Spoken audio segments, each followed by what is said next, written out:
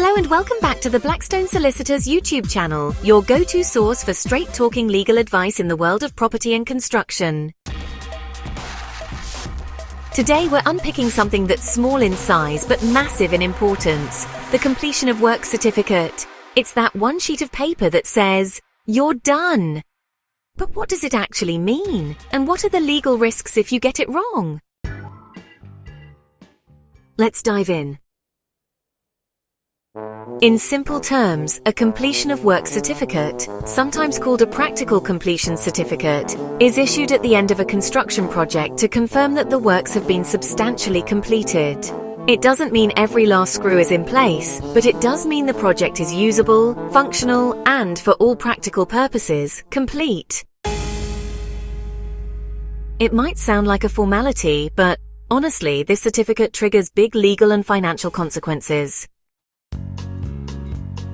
When a completion certificate is issued, a few things happen, and they happen pretty quickly.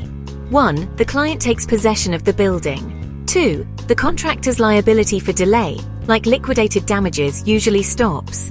3. The final phase of payment becomes due. 4. The defect's liability or rectification period begins. And 5. Insurance responsibilities may shift.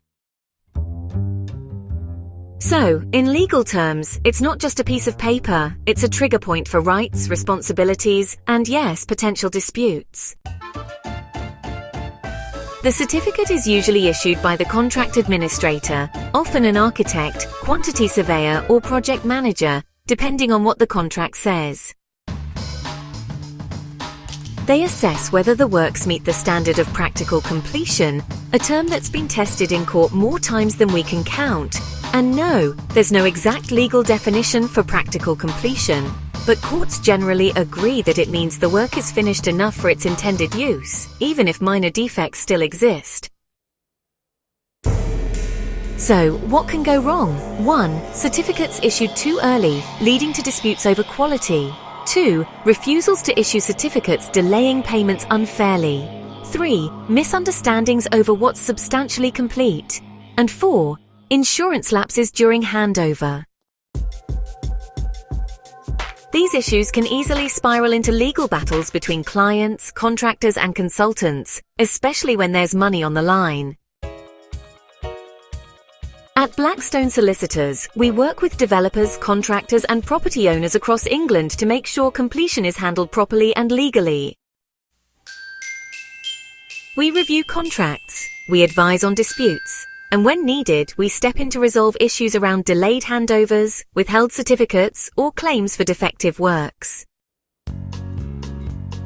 Here are our top legal tips when it comes to completion. First, check your contract, especially JCT or NEC terms. Second, make sure the criteria for completion are clearly defined. Third, keep records, especially inspection reports and snagging lists.